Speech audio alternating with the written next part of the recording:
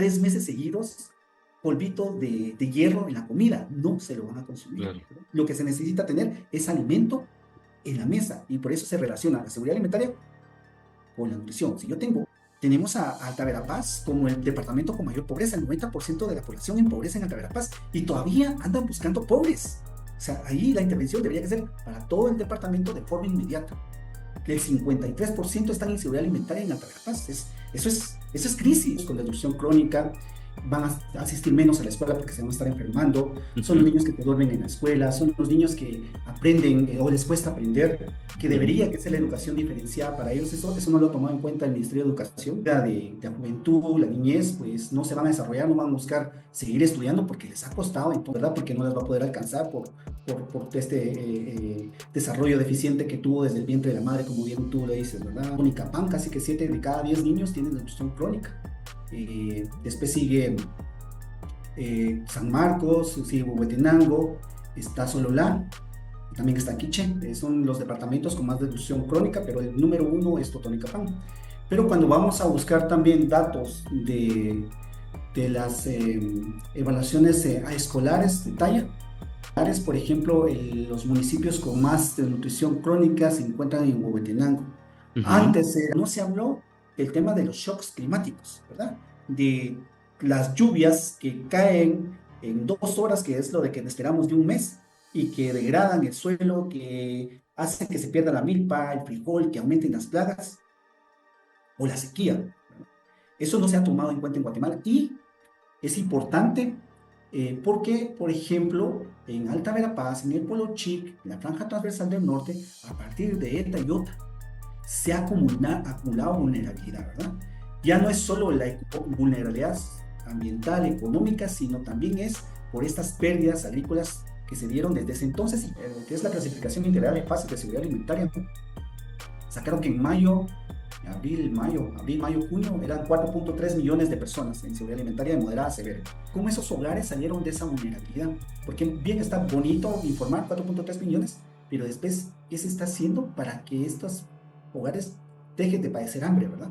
Podrías declarar, por ejemplo, la franja transversal del norte, Alta Verapaz, en un estado de calamidad, ¿verdad? Por el tema de la crisis de seguridad alimentaria.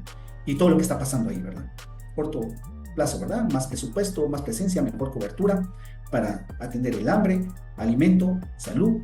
Después, a mediano plazo, también seguir con la inversión de educación, que eso es lo importante también que está haciendo este gobierno, invertir en la educación de diversificado, básicos, que es importantísimo para que se siga estudiando y tener más oportunidades para que los jóvenes trabajen, pueden regresar al campo, ¿verdad? Porque la situación, por ejemplo, de tierra sigue siendo la misma, ¿verdad? La tenencia de la tierra, entonces, por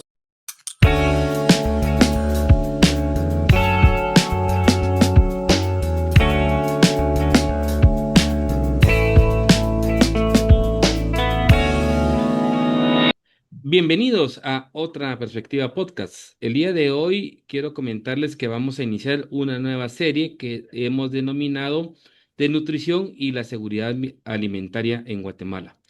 Esta idea es tratar de poder conversar con expertos guatemaltecos y que nos puedan compartir una estadística que para todos los guatemaltecos creo yo que debe de generar mucha preocupación, en donde más del 46 o 47, el doctor Jorge me va a corregir en su momento, pero más del 47% de la población de niños menores de 0 a 5 años padecen de desnutrición y somos el quinto o sexto país a nivel mundial que padece de estos índices de desnutrición. Esta es una situación que condena a varias generaciones de jóvenes y de guatemaltecos, y por la importancia y la relevancia de lo que hemos venido desarrollando en este podcast, que también ha estado vinculado al tema del bono demográfico, al tema de los jóvenes que han migrado a Estados Unidos, como de igual manera los bajos niveles de cobertura de educación que tenemos. A esta problemática se suma una más que es importante que le pongamos atención.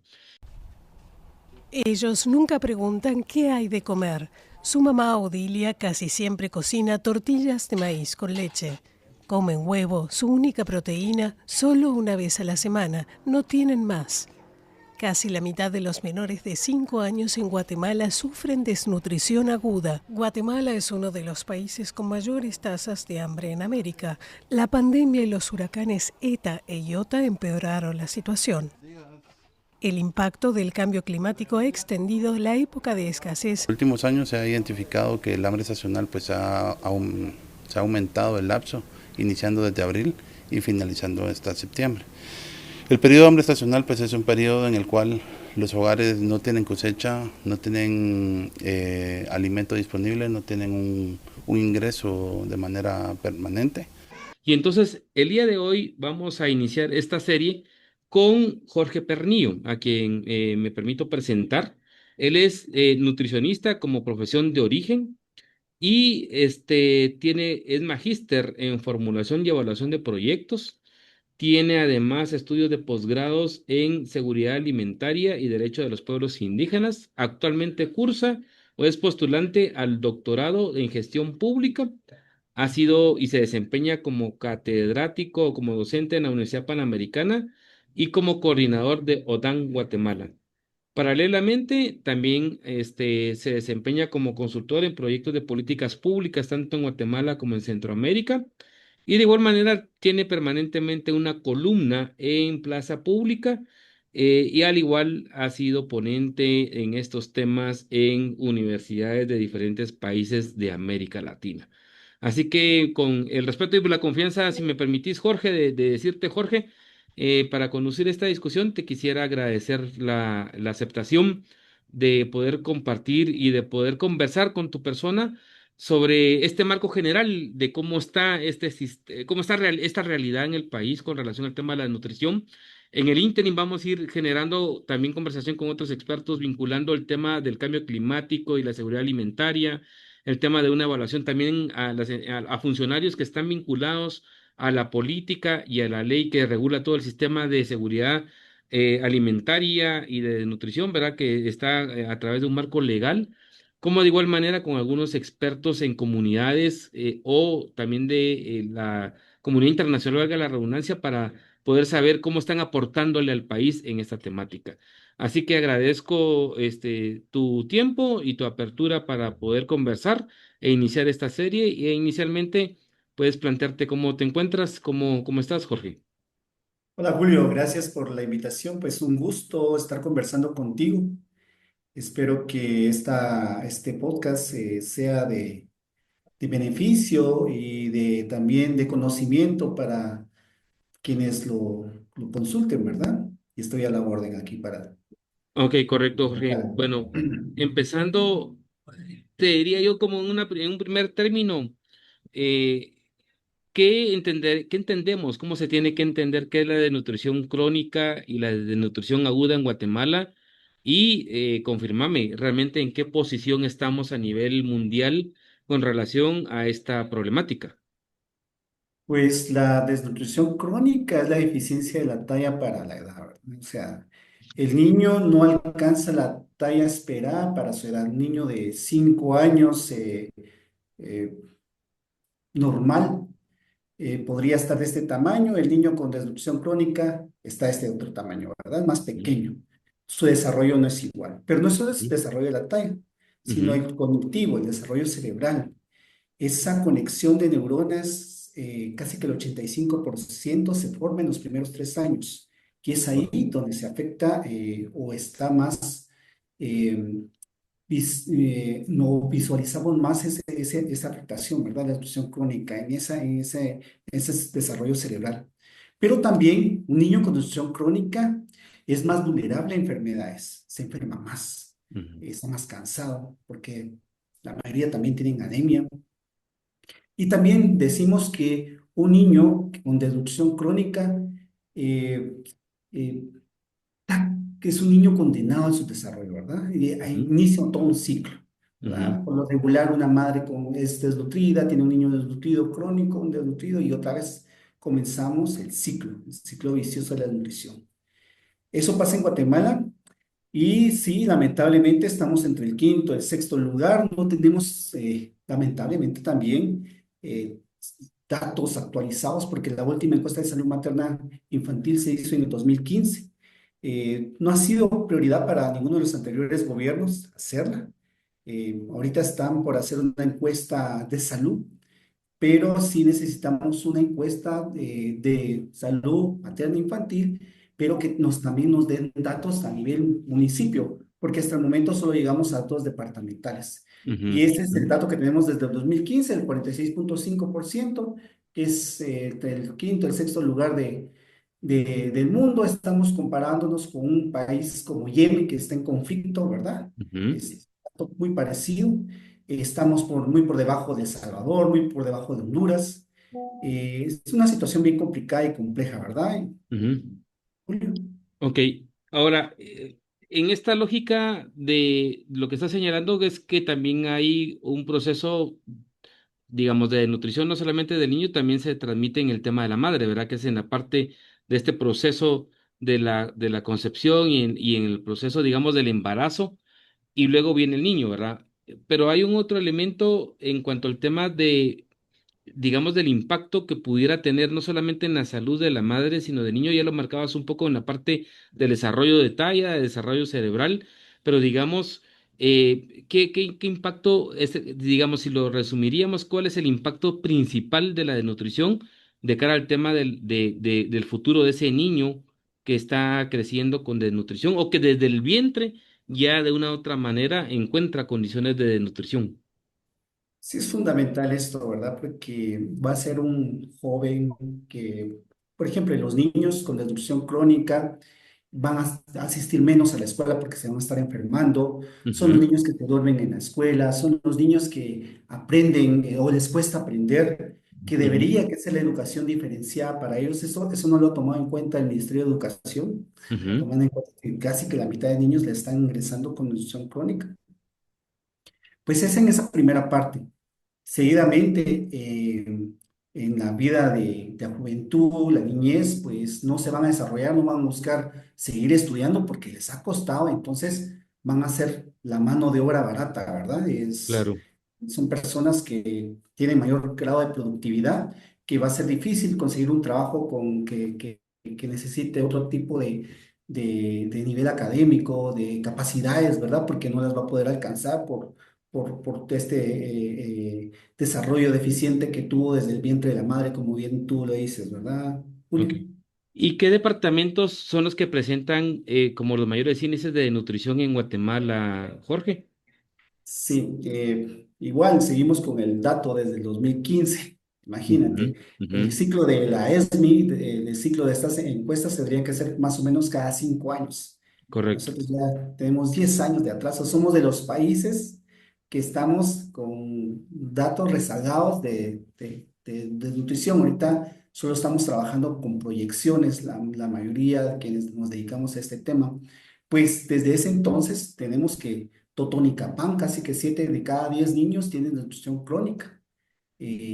Después sigue San Marcos, sigue Huehuetenango, está Sololá.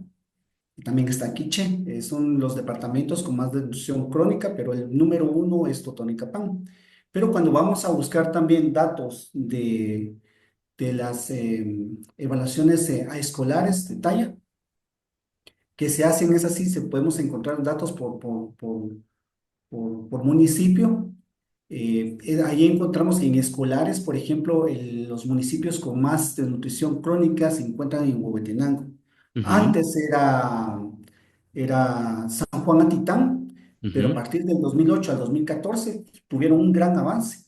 Es el municipio que más redujo la desnutrición crónica en Guatemala, casi que de 8 a 10%. ujú, Ellos redujeron la desnutrición crónica y hay un gran ejemplo de que hay que ir a ver qué es lo que claro. hizo San Juan Atitán. Ya sabemos un poco de lo que pasó. ¿Y eso, Pero perdona, también está San qué periodo de Mateo. tiempo fue? Perdona, Jorge, 8 años, 8 años, ocho 8 años. años, 8 años. Fue desde el 2012 al 2014, ahí, ¿ya? Entonces, sí, entre 6 y 8 años. Ujú, Eh, pero ahí mucho es la voluntad política del alcalde. Ahí se inauguró aquel pacto hambre cero de Otto Pérez Molina en ujú, ese municipio porque era el número uno, pero con todo y el seguimiento, todo el tema de la fanfarria política, Sí tenía un alcalde que estaba con ganas de priorizar el tema, ¿verdad? Con Ujú, toda su corporación municipal, con toda la comunidad. San Juan Atitlán tiene una característica importante de organización comunitaria. ujú. Ahí utilizan a los partidos políticos solo como el vehículo, porque hay dos grupos Claro, tradicionales, ujú, ¿verdad? claro. Entonces hay dos líderes y cualquiera de los dos líderes a quien llegue a ofrecer el vehículo lo toman, ¿verdad? Pero son dos organizaciones, pero son muy fuertes. Cuando llegan al liderazgo, cuando llegan alcaldes, es un liderazgo muy fuerte. Y por ejemplo, el alcalde trabajó el tema de paridad de género en el consejo, en las organizaciones de los comunes, o sea, una cosa muy, muy impresionante de este alcalde que demuestra que la voluntad política se necesita para hacer cambios trascendentales en la educación. Ya. Y esta parte que siempre también ha sido como referente, Jorge, en la parte de Chiquimula, en particular, y que también tiene que ver mucho con esta dinámica de la franja transversal del norte, qué indicadores presenta?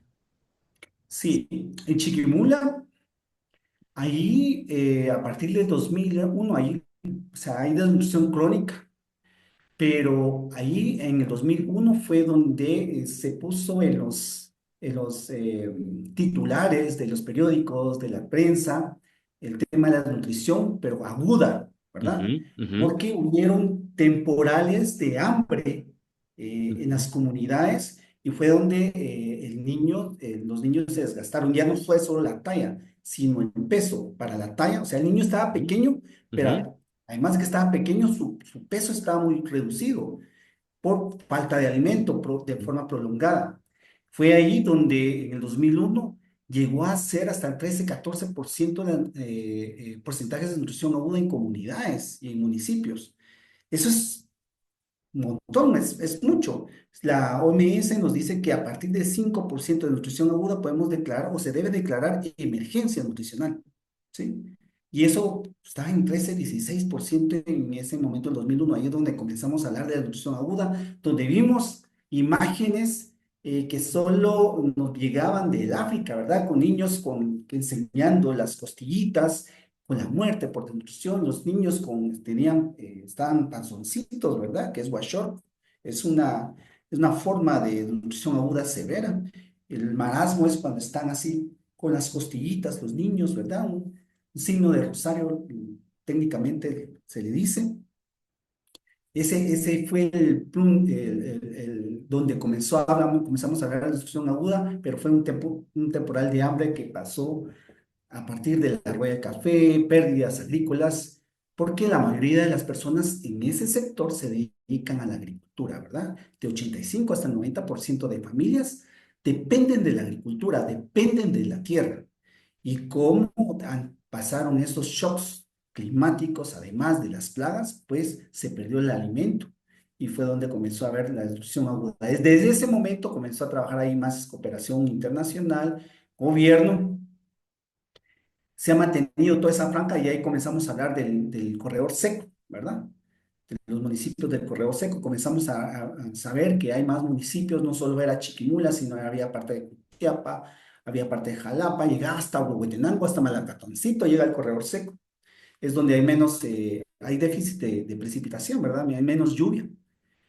Y tenemos ese tipo de nutrición aguda, que no es tan grande como la crónica. En la estadística tenemos que tener un 0,7% de nutrición aguda, pero tenemos puntos focalizados, como tú lo dices, ¿verdad? En Chiquimula, Franja Transversal del Norte, Panzós, donde históricamente en los últimos años se ha concentrado la muerte por desnutrición aguda. ¿Sí? Y esa desnutrición aguda se puede prevenir y se puede recuperar al niño. En cambio, la desnutrición crónica, la talla ya no la recuperas, el desarrollo cognitivo ya no lo recuperas, ¿verdad? Si hay una estimulación, pueden pasar otras cosas, pero la talla no se recupera. En cambio, el niño desnutrido agudo sí se puede recuperar y salvarle la vida. Y digamos, solo para que avancemos, pero solo me surge la duda, y en la parte urbana, por ejemplo, en las áreas urbanas del departamento de Guatemala u otros, por ahí había visto algún estudio que también marcaba que también se estaba reflejando cada vez más. ¿Hay algún referente de cómo se manifiesta Sí, eso? sí, sí, sí, sí, ¿qué? 4 o 5 años, los datos de tanto de casos como tasas en los municipios de más de la ciudad de Guatemala, existe un aumento de desnutrición aguda y también un aumento de inseguridad alimentaria. Eh, pues la pobreza está llegando más y más y más y está pegando más, ¿verdad?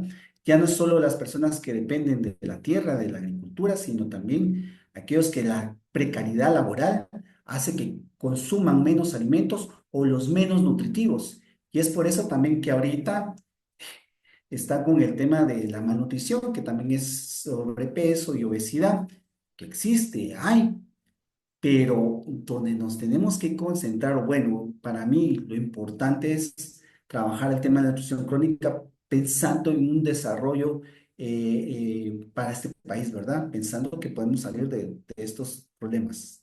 Y en esa tónica, ¿y qué relación, cómo vinculamos la relación que tiene que ver el tema de la desnutrición con el tema de la inseguridad alimentaria o de la seguridad alimentaria?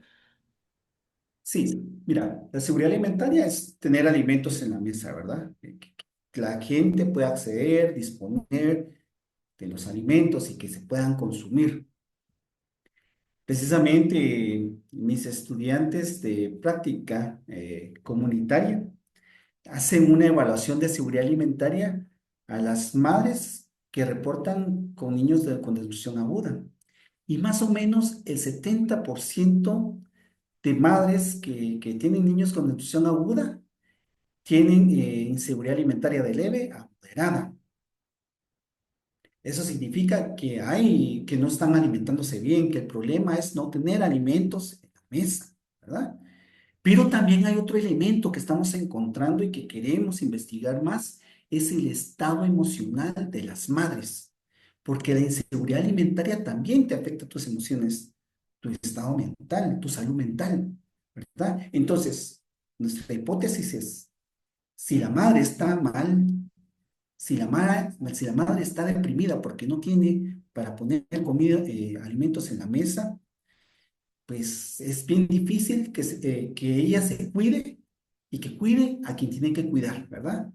Entonces, el gobierno, bueno, no es este gobierno, sino las recomendaciones que les han dado a todos los gobiernos ha sido, trabajen en el cambio de comportamiento y conducta de la madre, ¿verdad? Por eso estamos haciendo esta antítesis nosotros.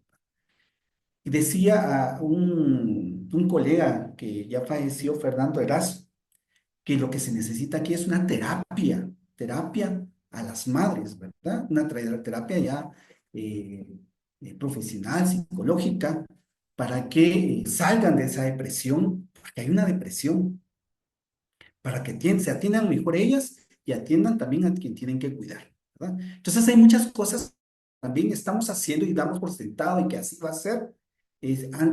Todas estas recomendaciones han sido muy deterministas, ¿verdad?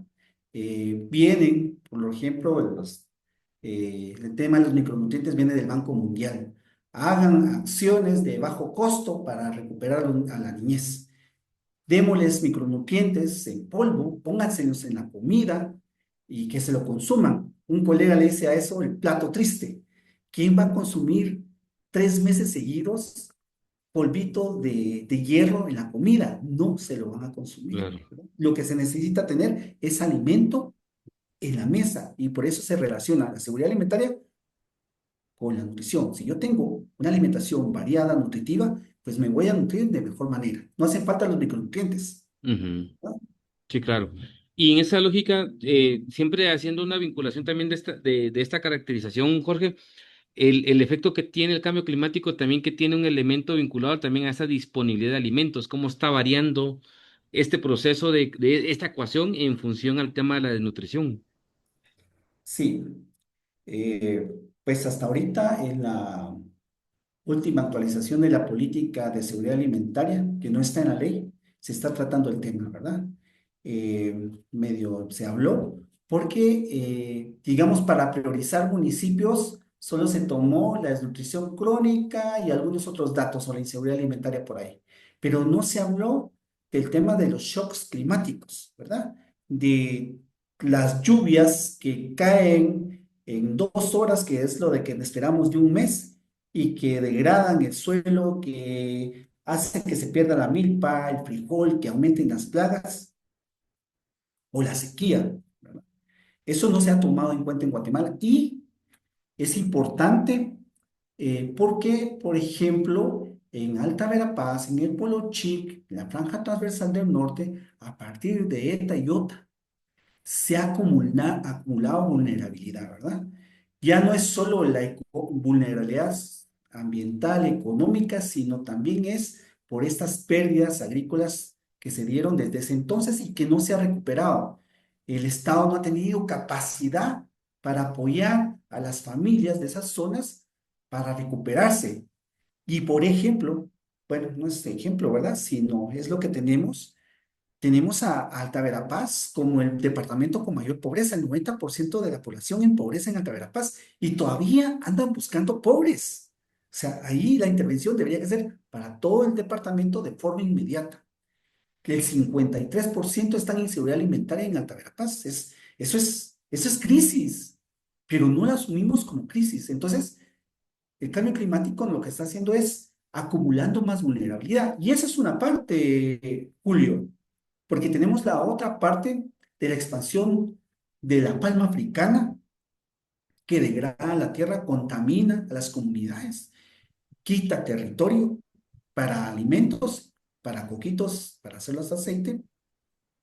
Y por otro lado, tenemos el tema de las minas clandestinas de jade, por ejemplo, que se están dando por ese sector, y ahora el narcotráfico.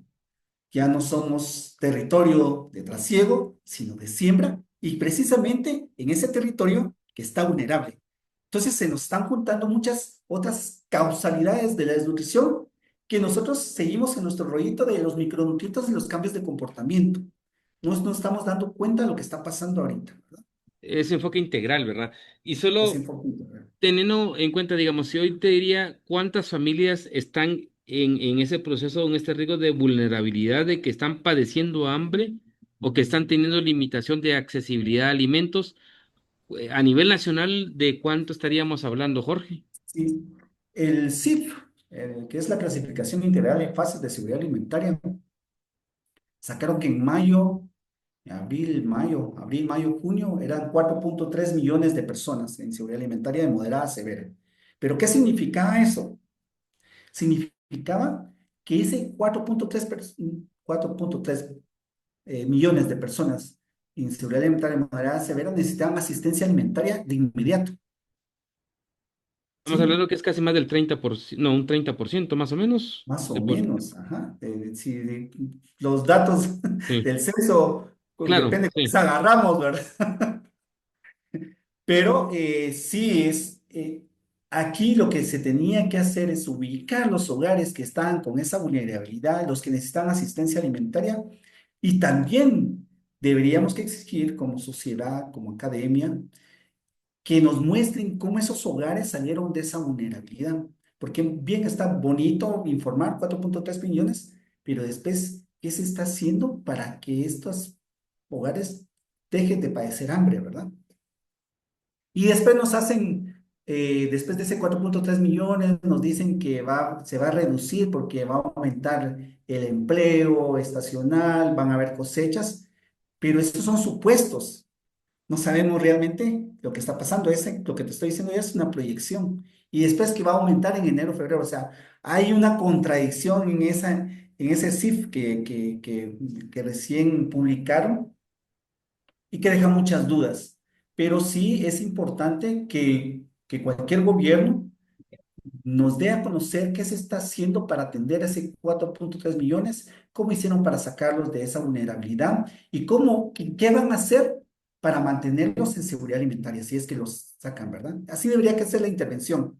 No hay que darle vueltas al asunto. Sí. Y en esa lógica de lo que tenemos, Jorge, bueno, nosotros en el caso del tema de la atención tanto a la nutrición como a la seguridad alimentaria, tenemos una política pública y una ley que establece toda una institucionalidad desde la Secretaría de Seguridad Alimentaria, que la CESAN, hay un consejo, hay toda una lógica de institucionalidad en el aspecto departamental y municipal. Y que obviamente la ley tiene dos objetivos claros, ¿verdad? Uno es reducir esta transmisión generacional de la desnutrición, como lo mencionábamos, que va de la madre al hijo, y luego hay toda una serie de componentes sociales alrededor que también pueden plantear que se transmite a otra generación el tema de la desnutrición y el tema de garantizar alimentos.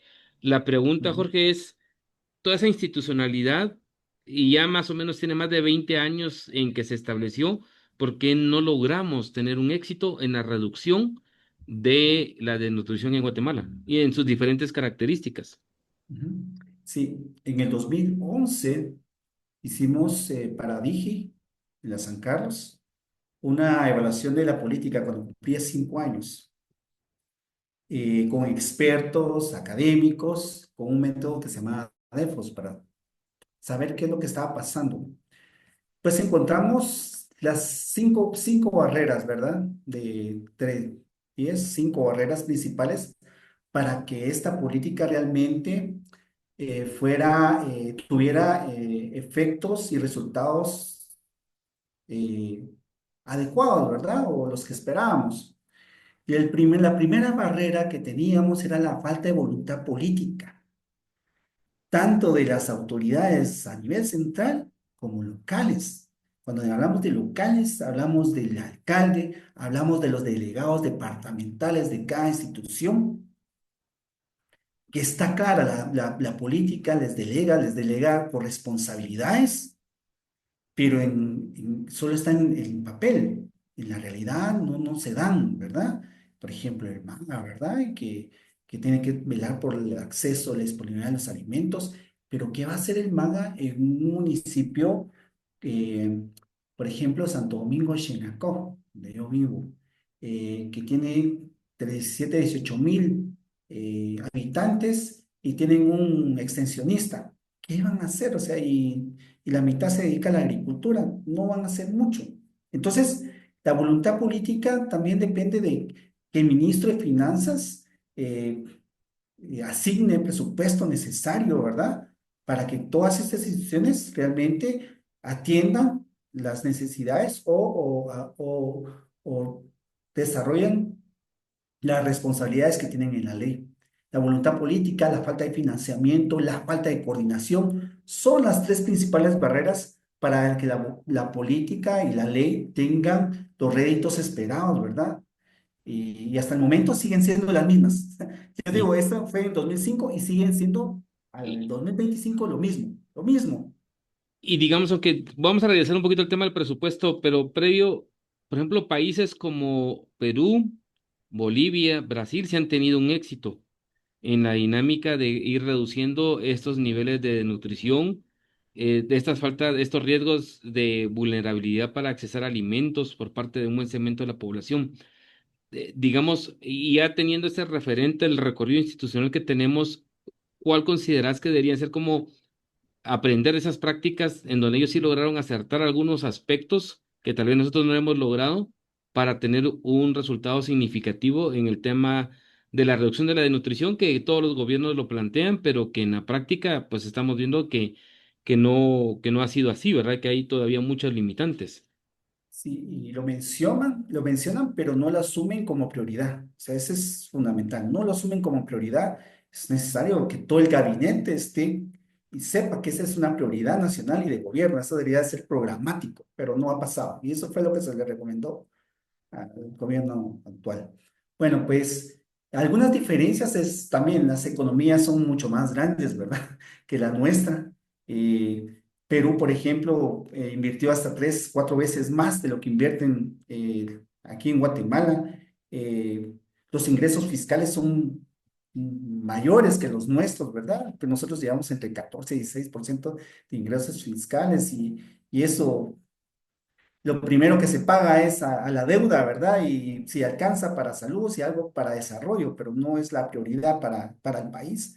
Entonces es un poquito la inversión que se hace, pero porque son economías más robustas y por eso han tenido éxito. Y también algo importantísimo y que no le ponemos atención, es la administración pública, la gestión pública, ¿verdad?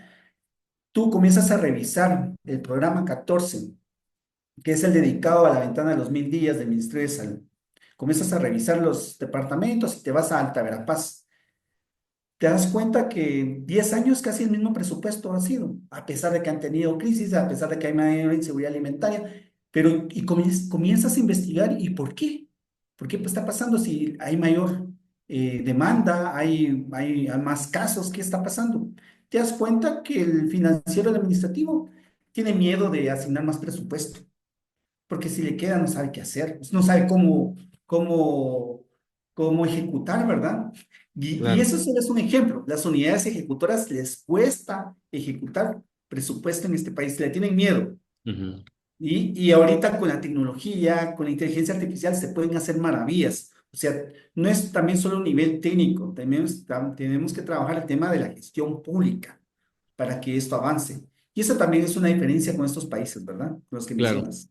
Claro. Sí, y esta era un poquito en la lógica de que más o menos ha habido entre 14.000, 12.000, hasta 16.000 millones de quetzales, que también, digamos, en un clasificador presupuestario se ha establecido para el tema del combate a la desnutrición, pero mucho tiene que ver en salarios, ¿verdad? Entonces la pregunta es un poco en dónde ha estado el enfoque o cuál ha sido la debilidad en el enfoque presupuestario para poder atender los diferentes programas que de una u otra manera podrían contribuir a la reducción de la desnutrición. Sí, pues mira, estamos como con lo mínimo, lo básico que es este programa 14 del Ministerio de Salud, que son 14 16 actividades, más o menos entre mil, ahorita no estoy seguro cuánto tiene el presupuesto, pero tenía como de 1.200 millones de quetzales, pero es lo mínimo que tiene que llegar, pero con ese mínimo son los servicios de salud también que tienen que llegar. Pero todo esto se ha debilitado no a partir de la pandemia, sino a partir del 2015, cuando se deja de financiar el programa de extensión de cobertura, que eran las ONGs que llevan equipos móviles. Ahora se quiere hacer algo similar con esto de las brigadas, pero sin una organización, sin tampoco un modelo muy claro, ¿verdad?, de cómo trabajar. Entonces, hay presupuesto con estos mínimos. Lo que decías también, hay ahora el mayor presupuesto que está en todo en este clasificador de seguridad alimentaria, la mayor parte la tiene la alimentación escolar, Claro, que que no es para no, desnutrición, porque los claro, niños que llegan a la escuela llegan con desnutrición, ¿verdad? así Sí es correcto. mitigan el agua, ¿verdad? Ujú. Perdón, el hambre, pero no atienden la desnutrición. Los niños que llegan a la escuela llegan desnutridos ya. Y Sí, eso correcto. también es otra cosa, ¿verdad? Que están pensando aumentarle el presupuesto a la alimentación escolar como estrategia para reducir la situación crónica y no va a pasar. Claro. Y la otra, no, las escuelas no tienen capacidad para hacer Ujú. preparaciones más complejas, ¿verdad? El 85% de las escuelas no tienen cocina, Sí, ¿verdad? claro. Ahí Entonces, estamos llegando tarde al tema de atajar el ah, tema de la desnutrición. y eso también es un aprendizaje para todos. Venimos y replicamos cosas que se están dando en otras partes sin ponerlas en nuestro contexto. La ley de la alimentación escolar es buena, Ujú. pero no nos dimos cuenta que no habían cocinas y pensamos que los alcaldes iban a hacer las cocinas, pero los alcaldes no asumieron esa responsabilidad, Sí, ¿verdad? correcto. Hay que pensarla mejor. Este país es complejo, no se pueden hacer, hay que hacer cosas diferentes y muy palpables, ¿verdad? Para que las cosas cambien. Ok. En esta cancha se monitorea el crecimiento de los niños. Catalina mide 1 metro y pesa apenas 13 kilos, muy por debajo de los parámetros saludables. Su madre, Blanca, explica que este año han sentido los estragos de la sequía en su pequeño cultivo de traspatio. Es la forma de alimentarse de la población indígena, esto es, 4 de cada 10 hogares guatemaltecos. Las cosechas no quedaron bien. Por ejemplo, aquí sembramos lo que es maíz, pero debido a la falta de lluvia no quedó muy bien. Y eso que era o no afecta mucho a nuestras familias. La tasa de retraso severo de crecimiento roza el 15% en Guatemala, pero entre la niñez indígena supera el 50%. La pregunta de, bueno, estaban marcando el tema de la, digamos, cómo está el tema del presupuesto y lo que se está invirtiendo. Por ejemplo, que en buena parte se está considerando este clasificador el tema de la alimentación escolar y que decíamos que eso pues ya llega tarde el tema de la nutrición. Pero aquí la pregunta que te tendría que hacer es, digamos, en la lógica del presupuesto de los casi 14.000 millones que se tienen como clasificados en el tema del combate a la desnutrición, si fuera en esta dinámica de estrategia de gobierno, ¿en dónde debe realmente de gastarse? ¿Cuáles deben ser como los gastos estratégicos para que efectivamente tenga resultado la reducción de la desnutrición? Bueno, pues creo que, como te mencionaba antes, estamos en una crisis, ¿verdad? Es una crisis y un problema gigante, gigante. Todavía se queda corto el presupuesto, más o menos solo para los municipios priorizados tendría que llegar a 33.000 millones, por ejemplo, ¿verdad? Pero todavía nos quedamos cortos. Pero lo que hay que asegurar aquí son dos cosas. La causalidad inmediata de la nutrición es por falta de alimentación inadecuada y enfermedad y salud, ¿verdad? Son dos cosas estratégicas que hay que asegurar. ¿Y cómo lo podríamos asegurar? Pues vía transferencias monetarias, vía localizar a estas familias que están en inseguridad alimentaria, hacerles las transferencias económicas o los alimentos. Está súper comprobado que es más efectivo las transferencias monetarias que llevar los alimentos, ¿verdad? Se cortan muchos vicios de corrupción y además se puede tener una dieta más variada cuando se hace vía transferencias monetarias.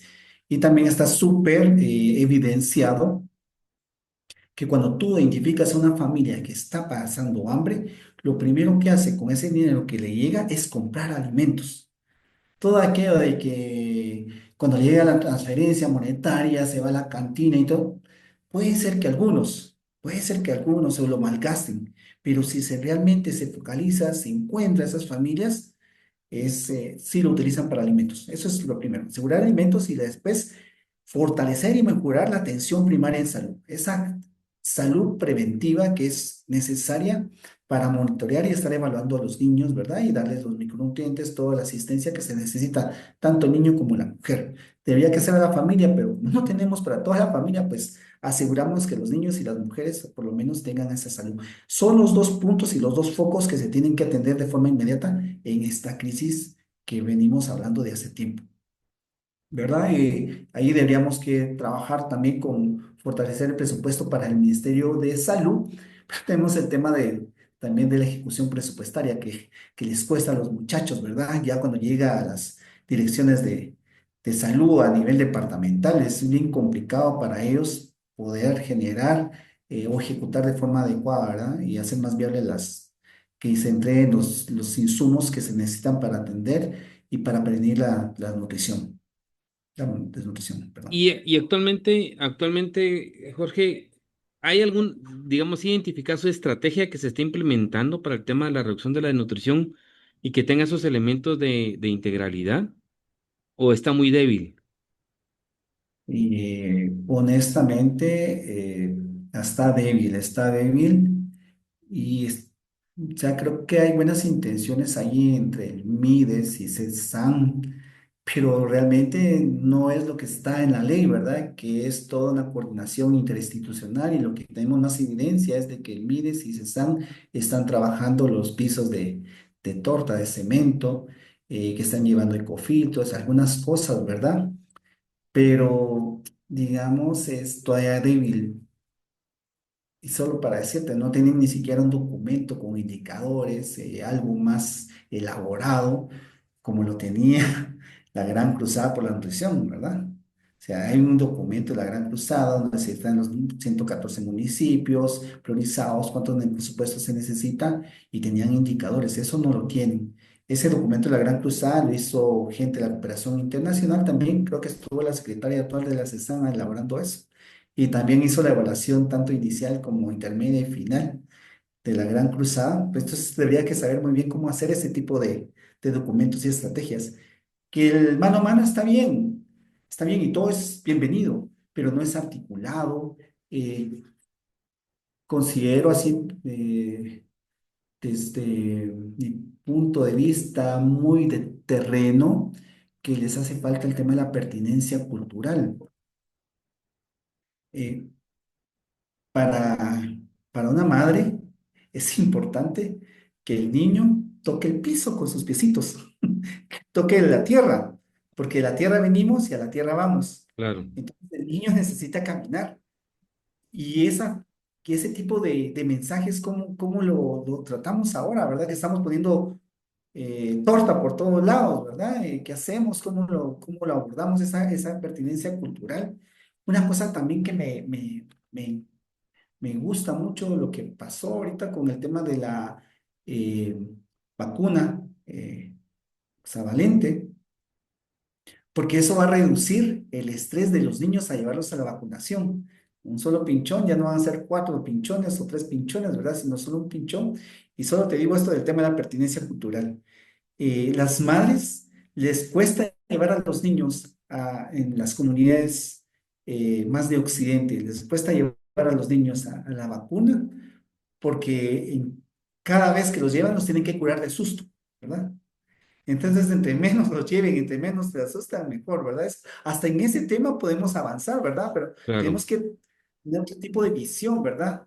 Como te digo, este país es bien complejo y tenemos que hacer cosas muy, muy de acuerdo a lo que tenemos, ¿verdad? sí. Mira, ya digamos, siguiendo, aprovechando un poco el tema del tiempo, ir como aterrizando también, digamos, a planteamientos de los desafíos. Guatemala está en un proceso también de transición demográfica, como lo planteaba al inicio del episodio. Estamos en un proceso que también a unos 20, 25 años, el crecimiento de la población mayor de 60 años va a ser muy significativa. Y entonces vamos a entrar en una polémica, no sé en una polémica, pero en una contradicción, ¿verdad? No hemos logrado resolver el tema de la nutrición, que está todavía vinculado al tema de madres embarazadas y de menores, pero al igual ya se nos está acrecentando el pico, digamos, de enfermedades y toda la dinámica de la salud pública a otro tipo de enfermedades ya a personas de la tercera edad. Yo te preguntaría, hacia la gestión, digamos, del próximo gobierno, porque al final de cuentas el punto aquí es los tiempos que van ya muy cortos, ¿verdad? Si fuera en la gestión, digamos, del próximo gobierno, ¿cuáles serían las tres cosas básicas que debería de hacer para complementar y que efectivamente pudieran permitir que tengamos una reducción significativa, no del 46, sino a lo mejor del 35 o un 30% de reducción de de la desnutrición tanto crónica como aguda a nivel nacional? Sí, creo que se nos vienen cuestiones complicadas, ¿verdad? Toda esta carga de enfermedades crónicas provocadas por todo lo que no hicimos en esta primera etapa, ¿verdad? Se nos va a acumular todo este bono demográfico que no aprovechamos, ¿verdad? Y que decíamos que nos iba a sacar del subdesarrollo, pero no lo aprovechamos porque eran un montón de jóvenes desnutridos y ahora van a ser adultos que les va a costar al Estado por el tema de las enfermedades crónicas. Se nos vienen cosas complicadas donde hay que invertir mucho en este tema de las enfermedades crónicas que hay que atenderlo, pero eh, digamos, si estuviera en esas posibilidades de recomendar alguna situación a quien quede en el próximo gobierno, le diría lo mismo que planteé antes de que iniciara este gobierno, que su gabinete y tanto el gobierno, para ellos sea prioridad el tema de atender la malnutrición en Guatemala, ¿verdad? Ya con estos dos aspectos que estamos hablando, tanto de exceso, ¿verdad? Y de enfermedades crónicas, la consecuencia de las enfermedades crónicas, como la desnutrición crónica que no hemos atendido. Entonces, tendríamos que tenerlo como prioridad para todo el gabinete, que para el gabinete sea la bandera para el desarrollo del país, ¿verdad? Desde el ministro de Finanzas, el de Economía, que fueron dos grandes ministerios o de los grandes que apoyaron en la estrategia, por ejemplo, en Perú.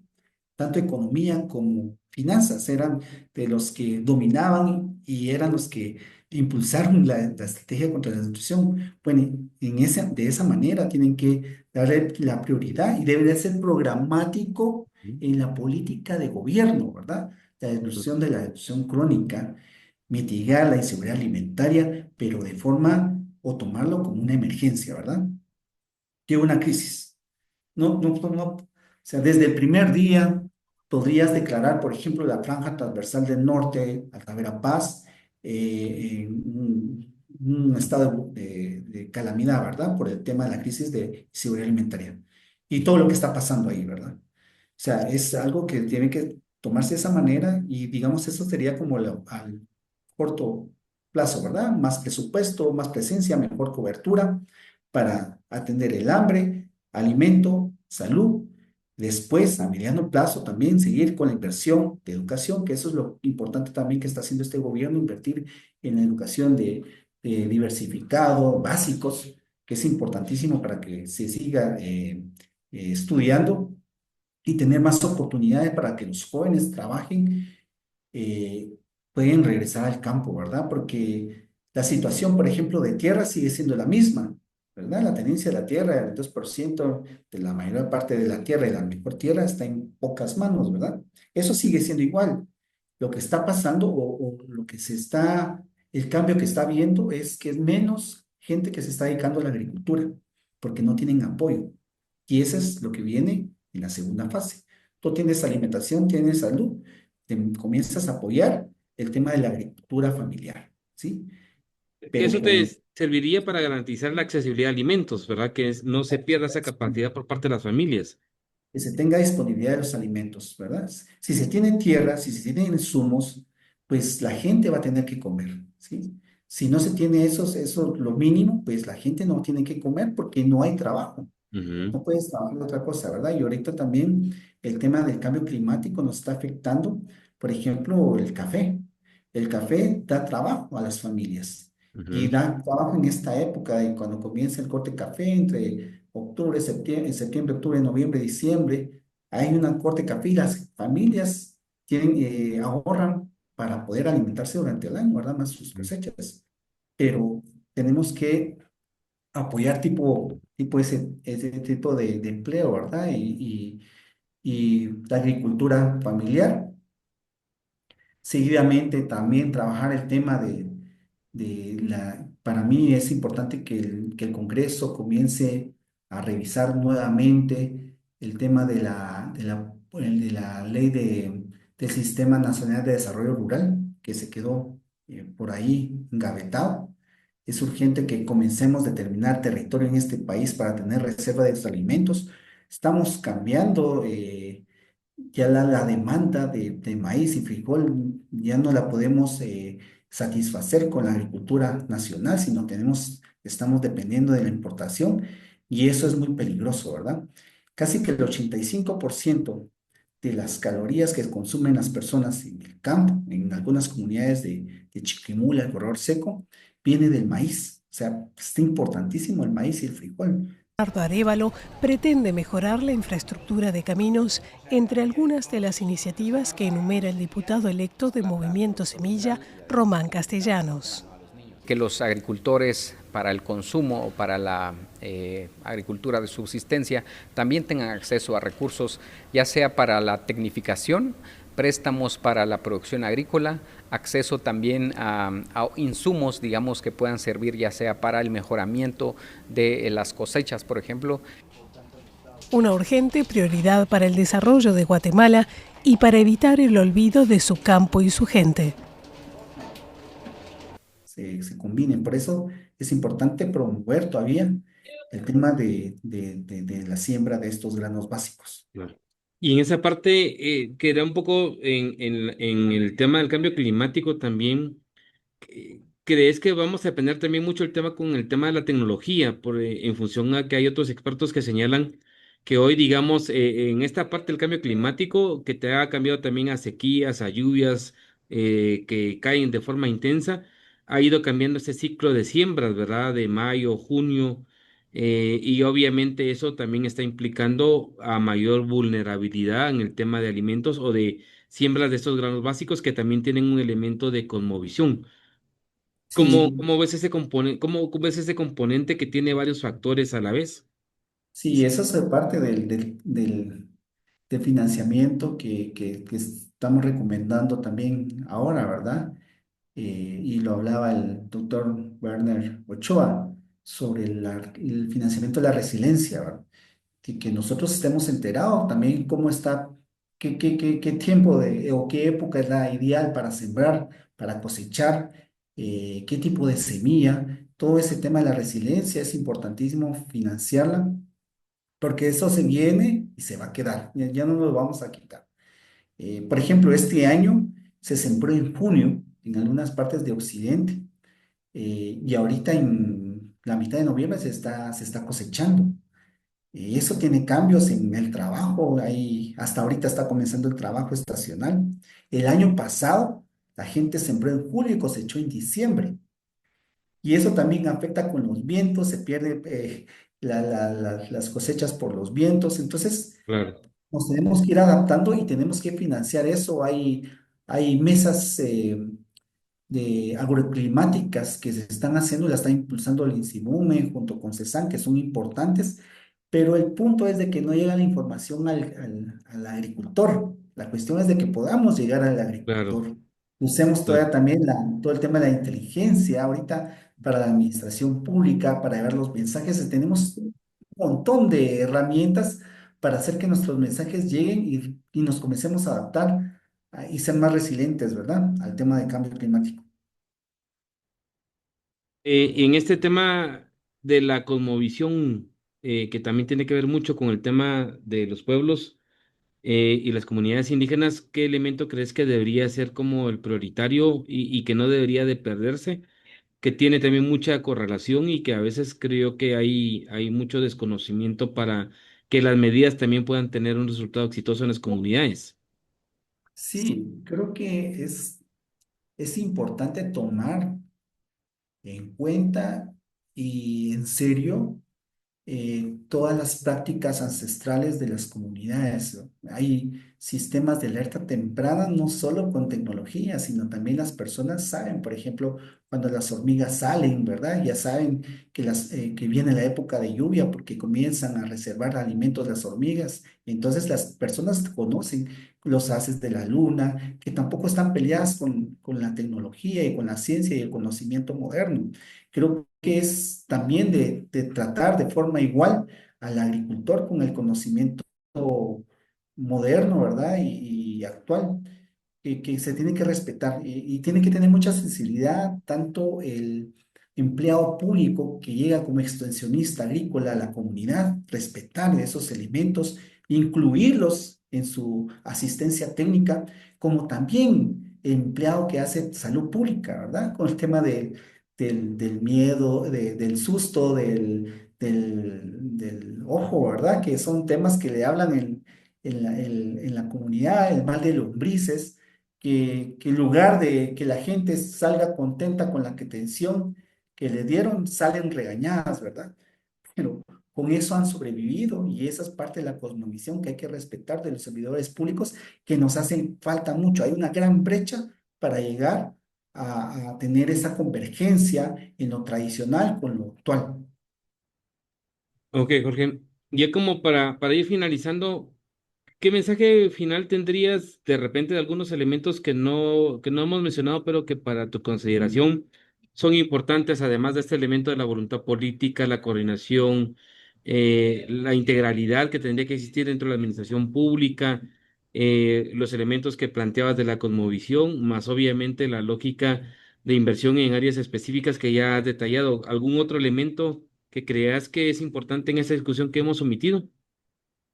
Sí, yo creo que tenemos casos y lecciones aprendidas en este país que podemos replicar, ¿verdad? Y que la mayoría no se necesita grandes cantidades de inversión pública. Por ejemplo, las concesiones forestales en Petén es un gran modelo que tiene la gente de actuar en equilibrio con lo que tienen, con la naturaleza, con el bosque, cuidarlo del bosque y comer del bosque. No conocen la desnutrición en las concesiones forestales, no se conoce la desnutrición, no hay niños desnutridos. Hay jóvenes educados, hay jóvenes que van a la universidad y regresan a su comunidad a trabajar con la comunidad. Ese tenemos ahí una lección importante que se puede replicar y la están replicando o es similar a algunas partes de Totonicapán, por ejemplo. El mismo San Juan Atitán, ¿qué pasó en San Juan Atitán? ¿Por qué se redujo tanto la nutrición crónica? La voluntad política del alcalde, invertir en salud, educación, el alcalde, estar al frente de la comunidad con liderazgo responsable y diciéndole a la gente que es importante cuidar a los niños y también invertir en los niños. O sea, desde aquí a Guatemala pensamos, hablamos y nos fumamos un montón de estrategias con el aire acondicionado, pero no sabemos qué es lo que está pasando en terreno. Y creo que tenemos ahí muchas personas que nos están diciendo cómo pueden ir cambiando las cosas. Un ejemplo también, yo tengo aquí en Santo Domingo, Sinacoc, hay dos comunidades vecinas, pero hay una comunidad que tiene mejor nutrición. Los niños no tienen los indicadores tan altos de nutrición crónica como en la otra comunidad. ¿Y cuál es la diferencia? El acceso al agua, ¿verdad? Pasa un río, tienen más tierra también para el cultivo. En cambio que la otra comunidad tienen apenas un pozo de agua contaminada y que no tienen también suficientemente tierra. Hay que pensar otra vez en la tierra. La tierra da comida. Todo el mundo ahorita, el sistema también nos está diciendo regresen a pensar en la tierra. El tema de los ultraprocesados, la industria nos está contaminando, nos está poniendo también con problemas de enfermedades crónicas. Regresemos a pensar de los alimentos que vienen de la tierra. Comenzamos otra vez, promovamos e invertamos en el pequeño agricultor. Y esos serían los factores, o sea, los elementos que yo pondría, ¿verdad? Pensar otra vez en la tierra. O sea, la riqueza en este país viene de la riqueza, de la tierra, perdón, de la tierra, ¿verdad? El poder económico viene de la tierra, ¿sí? Y por eso es delicado todavía al momento hablar de una reforma agraria, ¿verdad? Pero no podemos dejar de pensarlo o hablarlo, ¿verdad? Que es necesario que la gente tenga acceso a la tierra para que pueda alimentarse de mejor manera. Los micronutrientes que llegan al platito está bien, pero hay todo un proceso biológico y emocional cuando tú te llevas alimento a la boca, ¿verdad? Hay un montón de conexiones, hay un montón de cosas que pasan que hacen que me ponga contento, satisfecho de alimentarme adecuadamente. Y eso es vivir también con dignidad, ¿verdad? Y eso es lo que se necesita en este país. Es un elemento claro que es marcado, ¿verdad? El tema de la dignidad también es un tema fundamental. El agua es algo básico y esencial, ¿verdad? Pero bueno, Jorge, yo te quiero agradecer por el tiempo. Como te he dicho, contigo abrimos esta serie.